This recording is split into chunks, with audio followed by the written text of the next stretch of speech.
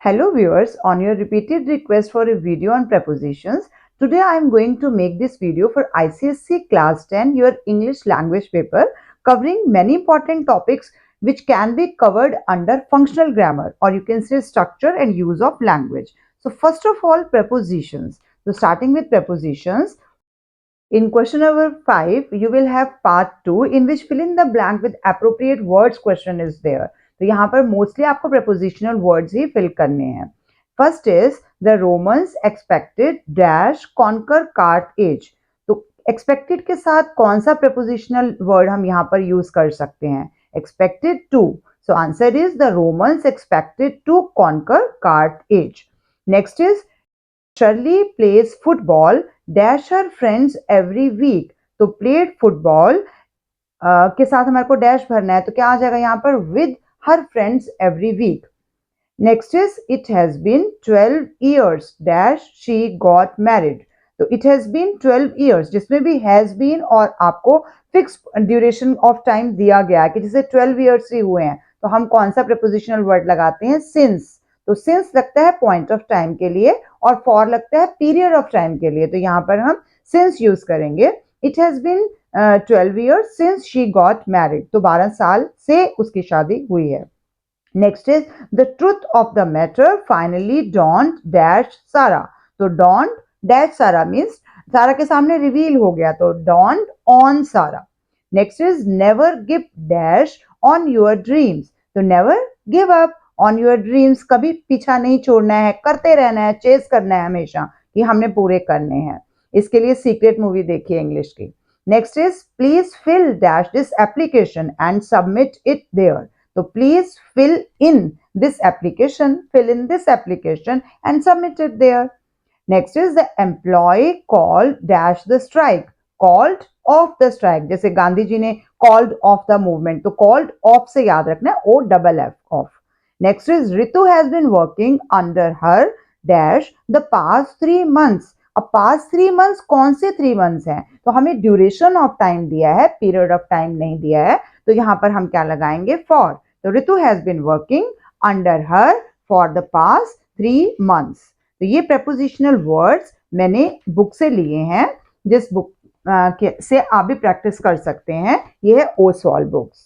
तो ओसवाल बुक्स में आपके पास इस तरह के पेपर्स दिए गए हैं जिसमें से कुछ जो हैं वो सैम्पल क्वेश्चन पेपर्स हैं जो कि सॉल्व हैं और कुछ जो है वो सेल्फ असेसमेंट पेपर हैं जिसमें आप उनको खुद सॉल्व करेंगे. Next prepositional question is he persevered dash in spite of difficulties. अब आप देखिए यहाँ पर in spite of मेरे मुंह से ही निकल गया. in spite मीन्स हमने डैश में in भरना था. सेंटेंस था he persevered dash spite of difficulties. तो आपको पता है ना कुछ वर्ड्स prepositions का मतलब ही क्या होता है जो हमारे मुंह से अचानक ही निकल जाते हैं. तो अगर आप न्यूज़पेपर कटिंग्स में, आर्टिकल्स में कहीं पर भी इनकी प्रैक्टिस करेंगे तो आप खुद ही इनके अंदर परफेक्ट हो जाएंगे. ये एक दिन की चीज नहीं है, बट हाँ अभी भी जितना टाइम है आप उतनी प्रैक्टिस कीजिए. In spite of difficulties. Next is he died fighting dash behalf of his country. So fighting on behalf of his country. Next is the driver jumped dash the car. So jumped off the car. Next is there is no meaning dash what you say. There is no meaning in what you say. He boasted dash his accomplishments. So boasted of बहुत बढ़ा चढ़ा के बोलता है. Next is please send dash John. Send for John means उसको बुलाओ. He send the parcel dash post. Send the parcel by post. She cut the cake dash knife. Cut the cake with knife. से simple prepositional sentences हैं जिनकी आप जितने practice करेंगे उतने ज्यादा आपको आएंगे. अब इसी फिफ्थ क्वेश्चन के अंदर हमारा जो फर्स्ट पार्ट आता है वो है fill in each of the numbered blanks with the correct form of words given in brackets. Do not copy the passage but write in correct serial order the word or phrase appropriate to the blank space. तो इसके लिए अंदर एक example आपको दी जाती है. जरूरी नहीं है कि वो हमेशा 0 पे ही होगी, वो 3 या 4 या 5 पे भी हो सकती है. तो आपने पहले पैराग्राफ को समझना है. तो इसके लिए सजेशन यही होती है कि पहले पूरे पैराग्राफ को एक बार आप सिर्फ एक बार रीड कीजिए कि क्या कहना चाहता है एग्जामिनर यहाँ पे आपको. तो एग्जाम्पल एक दिया गया है, the other day we dash में डिस्कस है the attitudes of people in our country. तो अदर डे वी और आंसर ऑलरेडी दिया गया है, discussed the attitudes of people in our country. एक आंसर गिवन होता है, उसके अलावा आपको बाकी सारे खुद फिल करने हैं। तो discussed the attitude of people in country में हमें पास्ट टेंस पता चल गया कि यहाँ पर है, बट इट डजंट मीन कि हर डैश में ही पास्ट टेंस आएगा। हमने पूरे पैराग्राफ में जितनी भी 3-4 लाइंस दी गई हैं उसके मीनिंग को कॉम्प्रीहेंड करना है। तो डैश में पहले सिर्फ एक बार डैश के साथ पढ़ रही हूँ ताकि आप खुद भी कॉम्प्रीहेंड करें और मेरे आंसर देने से पहले आप खुद इसको दे पाए। बहुत सिंपल है। वाई डैश और डैश के साथ क्या है, B. Most of them rude and aggressive. अब सबसे पहले समझिए, जहां भी फिलिंग द ब्लैंक में आपको बी भरने के लिए आता है, बीई, ये बी है तो 2 अक्षर का वर्ड है, लेकिन इसके आंसर में आपके पास कम से कम 12 आंसर्स हो सकते हैं। Is, am, are, was, were, will, would, can, could, may, might, be, been, being, ये सारे इसके आंसर्स हैं। इतना छोटा सा एक वर्ड है लेकिन इसके इतने सारे आंसर्स होते हैं। तो हर बार आपको जितने भी ये डैश होते हैं इसमें पक्का बी एक या 2 जगहों पे भी दिया जाता है। तो मैंने स्पेशली इसी पैराग्राफ को चूज किया ताकि मैं आपको ये बात बता सकूं। Why dash most of them rude and aggressive, question mark. Pritam asked, Sanjana say that it, say में डैश है, से डेट इट फिर बी, बिकॉज देयर फिर भी too many people and one had to fight for everything. Next sentence, निरोध insist dash है that it dash फिर भी the climate, we dash फिर से भी as efficient and polite as Europeans if only our weather फिर से भी और फिर better। अब देखिए एक ही बी के सब जगह अलग अलग आंसर्स हैं। Why पहले डैश में मीनिंग समझिए, we be most of them rude and aggressive. Why are most of them rude and aggressive? क्योंकि हम ये पूछने की कोशिश कर रहे हैं क्यों हमारे देश में लोग बहुत ज्यादा रूड होते हैं, एग्रेसिव हैं। तो प्लूरल आएगा why are, तो बी के लिए हमने क्या लगा दिया, आर। नेक्स्ट इज, ये प्रीतम ने क्वेश्चन पूछा और संजना ने क्या बोला, संजना से। तो क्योंकि हम ऊपर देखा है कि ये पास्ट टेंस है तो संजना सेड दैट इट फिर से बी है, it because they are dash. तो अब यहां पर बी के लिए क्या लगेगा, सेड दैट इट वॉज, फिर से बी की जगह वॉज हो गया, because there were too many people, क्योंकि प्लूरल हो गया, वॉज था वहां पे, यहां वर हो गया। There were too many people and one had to fight for everything. कितना स्ट्रगल करना पड़ता है एक व्यक्ति को किसी भी चीज के लिए। इसमें आगे निरोध, इंसिस्ट, तो फिर से पास्ट टेंस है तो इंसिस्टेड दैट इट, फिर यहां पर बी है, वॉज द क्लाइमेट, फिर से बी का आंसर हमने यहां वॉज लगाया। We dash as efficient and polite as Europeans if only our weather dash better। तो we यहां पर बी के लिए क्या लगेगा, हम हो सकते हैं अच्छा, और सकने के लिए हम क्या लगाते हैं, मोडाल्स। तो कैन, कुड, मे, माइट में से क्या सूट कर रहा है, कैन। तो we can be as efficient and polite as Europeans if only our weather, यहां पर बी की जगह क्या आ गया, is better। अभी तो हम ज्यादा पास्ट में गए ही नहीं है, पास्ट में भी नहीं गए हैं, पास्ट परफेक्ट में भी नहीं गए हैं, तब भी ये इसी सेंटेंस के अंदर आप देखिए बी कितनी अलग अलग तरह से आया। और आपको जब भी कोई पैराग्राफ दिया जाता है, मैंने जितने पैराग्राफ देखे हैं हर बार बी एक या 2 जगह पे जरूर है, क्योंकि सारी वर्ब्स रिलेटेड ही उसके साथ हैं और वर्ब के बिना कैसे ऐसे वाला पैराग्राफ बनेगा। तो प्लीज इसको पैराग्राफ को पहले समझिए, उसको अच्छे से सेंटेंस को बोल के देखिए। आप अगर हैबिचुअल है, आपको थोड़ा सा भी अंडरस्टैंडिंग में है कि किस तरह से सेंटेंस बोले जाते हैं, आंसर दिए जाते हैं, तो आप ऑटोमेटिकली उनके आंसर यूं ही दे लेंगे। नेक्स्ट क्वेश्चन है इससे रिलेटेड आता है, join the following sentences to make one complete sentence without using and, but और सो। सबसे इजी वाले उन्होंने हटा दिए कि इनको तो यूज करना ही नहीं है, फिर इसके अलावा बाकी ज्वाइन करो। Choose the correct option. अब पहले तो ये हमें नॉर्मली आता था, लेकिन अब आपको पता है एमसीक्यू की फॉर्म में है तो आपको ऑप्शंस में से चूज करना है, तो आपको और भी अप्रोप्रिएट ग्रामर के रूल्स की नॉलेज होनी चाहिए। First sentence is, the trust members arrived, full stop, the meeting started immediately. तो 2 सेंटेंसेस होंगे, हमने उनको ज्वाइन करके एक बनाना है और एंड, बट और सो नहीं लगाना है। तो आंसर्स हैं, no sooner did the trust members arrive than the meeting started. No sooner did the trust members arrive than की भी नहीं है, द मीटिंग स्टार्टेड कॉमा लगा दिया। Next, no sooner the trust members arrive than the meeting started. तो answers आपको पता है सिमिलर होंगे, बट इसमें रूल क्या है, इसमें रूल ये है, जब नो सूनर आया है डिड आ गया, जिस सेंटेंस में डिड आ गया वहां पर हमारी वर्ब की सिर्फ फर्स्ट फॉर्म लग सकती है। जिस सेंटेंस में डिड है, हम आंसर देंगे तो डिड का आंसर पास्ट टेंस में होगा, लेकिन उसी सेंटेंस में डिड आ गया तो हमें फर्स्ट फॉर्म यूज करनी है। तो did the trust members arrive, तो अराइव्ड वाले तो अपने आप ही कैंसिल हो गए, जो आपको गलत ऑप्शन लगता है तो उनको कैंसिल करते जाएंगे यहाँ पर, तो अराइव हो गया। फिर इसमें जब हम क्वेश्चन दो सेंटेंस को जोड़ते हैं तो डिड वाले में हम, नो सूनर वाले में हम देन एक वर्ड लगाते हैं, THAN, than the meeting started. तो यहाँ इस तरह से इसको ज्वाइन करेंगे। और क्योंकि यहाँ पर ऑक्सिलरी वर्ब यूज हुई है, auxiliary verb comes before the subject, तो यहाँ पर जो डिड है ये ऑक्सिलरी वर्ब है और ये सब्जेक्ट से पहले लगेगी, इसलिए हमारा यहाँ पर यही आंसर परफेक्ट है। No sooner did the trust members arrive than the meeting started. Our first option is correct in the given 4 options. क्योंकि बाकी में अराइविंग है, अराइव्ड है या उसमें देन नहीं लगा हुआ है, तो ये दो रूल्स इसमें आपने ध्यान रखने हैं। नो सूनर के साथ अगर हैड है तो वर्ब की थर्ड फॉर्म होगी, डिड है तो वर्ब की फर्स्ट फॉर्म होगी और वही करेक्ट ऑप्शन होगा। Next is we lost our key, we lost our luggage, दो चीजें लॉस्ट हुई हैं। तो first is we lost our key as well as our luggage, having lost our key we lost our luggage, we lost our key as well as our luggage. तो कौन से word है जो आपको पूरी चीजें दिखा रहा है, denotes both the things, so as well as लगाता है ना, ये चीज एज वेल एज दो चीजों को दिखा देता है। तो we lost our key as well as our luggage, तो ये हमारा सी ऑप्शन इसमें करेक्ट है पार्ट नंबर 2 में।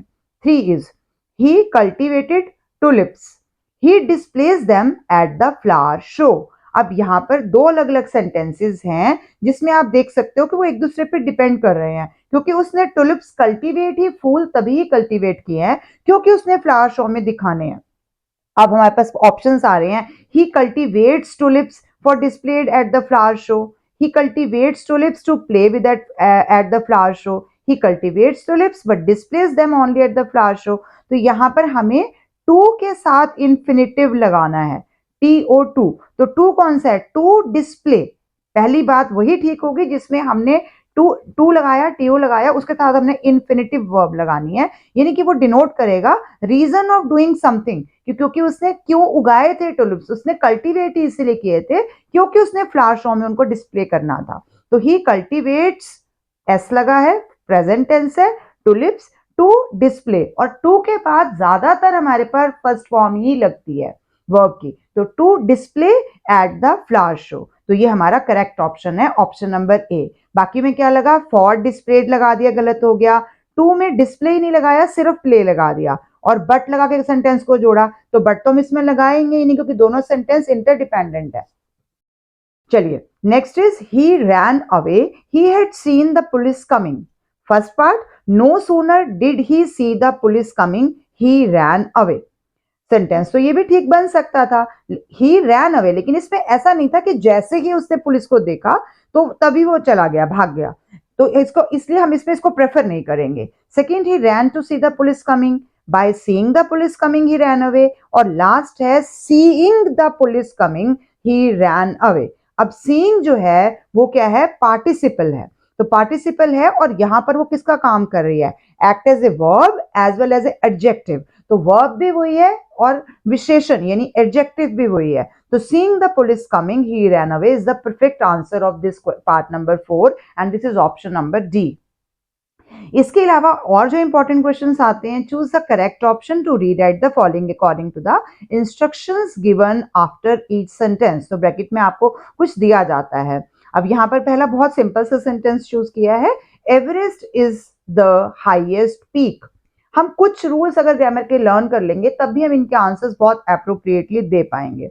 हाईएस्ट पीक है, हमें पता है एवरेस्ट हाईएस्ट पीक है। अब यूज इसने क्या बोला, ब्रैकेट में हमें क्या दिया गया, एज हाई एज यूज करो, एज हाई एज। तो फर्स्ट पार्ट है, no other peak is as high as Everest. अब एज हाई एज होता क्या, हमारा पॉजिटिव डिग्री होती है। तीन तरह की डिग्रीज होती हैं, पॉजिटिव होगी, कंपैरेटिव होगी और सुपरलेटिव होगी। जब कंपैरेटिव होगी तो इसका मतलब हमने एज लगा के जोड़ना है। जब कंपैरेटिव होगी तो हम सेकेंड फॉर्म लेंगे, सेकेंड फॉर्म लेंगे डिग्री की, यानी कि हम जैसे देन लगाएंगे उसके साथ, जैसे ER लगा दिया, lovelier than, more beautiful than, तो हम उसमें देन लगाएंगे। और सुपरलेटिव डिग्री में हम द लगाएंगे और EST लगाएंगे, द बेस्ट, द मोस्ट। तो इस तरह से वो हमारी सुपरलेटिव होती है। अभी इसमें एज बोल दिया तो यानी हमें पॉजिटिव डिग्री लगानी है, तो पॉजिटिव का मतलब होता है हम कंपेयर कर रहे हैं। अब इसमें करेक्ट ऑप्शन क्या हो जाएगा? No other peaks are as high as Everest, no other peaks is high like Everest, no other peak is so high like Everest. तो क्या लग जाएगा यहाँ पे? No other peak is as high as Everest, क्योंकि हमें क्या कहा गया? पॉजिटिव डिग्री में चेंज करो, तो पॉजिटिव में हमने एज हाई एज एवरेस्ट, यानी ए ऑप्शन हमारा करेक्ट है। Next is pay this bill today, begin with let. तो लेट में जब भी होता है तो लेट वाले सेंटेंसेस को किस तरह से लिखना है, ये सब इस बुक में आपको इंफॉर्मेशन बना करके आंसर के साथ समझाया गया है। कुछ चीजें मैं ऐड कर रही हूँ, बाकी सब चीजें इस बुक में ऑलरेडी दी हुई हैं। लेट प्लस थिंग या पर्सन जो भी हमने लेना है प्लस वर्ब, ऐसे सेंटेंसेस का यही स्ट्रक्चर होता है। तो लेट के साथ अब यहाँ पर हम जो चीज करना चाहते हैं, जैसे लेट ओपन दिस विंडो, तो let the window be open, तो इस तरह से हम इस बनाते हैं। तो बिगिन विद लेट है, तो let us pay this bill today, pay this bill today, let you pay the bill today, let me pay this bill today, let the bill be paid today. B आ गया तो third form आएगी, तो late आ गया, इसके बाद bill जिसके बारे में बात हो रही है, और बी पेड आ गया, और टुडे तो हमें क्वेश्चन में दिया ही गया है। तो अगर इस तरह का कोई भी क्वेश्चन होता है, ओपन दिस विंडो, तो let the window B opened, हमने बी के आगे थर्ड फॉर्म लगानी है। कोई भी इस तरह वाला सेंटेंस होगा उसका स्ट्रक्चर यही रहता है। Third is few women can keep a secret, begin with not many. Answers है not many women can keep a secret, not many few, not many few women can keep a secret, not many of women can keep a secret, and not many women can keep a secret। तो plural noun लग रहा है तो इसमें plural noun नहीं आएगा, many है और women आएगा। अगर हमने women में भी WOMAN लगा दिया तो हमारा गलत है, तो वो भी आपने ध्यान से देखना है। तो ए ऑप्शन करेक्ट है, not many women can keep a secret। Fourth is the brave alone deserve the fair, rewrite as negative sentence, इसको हमें नेगेटिव में लेके जाना है। The brave alone deserve the fair, A option the brave does not deserve the fair, second the brave do not deserve the fair, third none but the brave deserve the fair, and D not all the brave deserve the fair।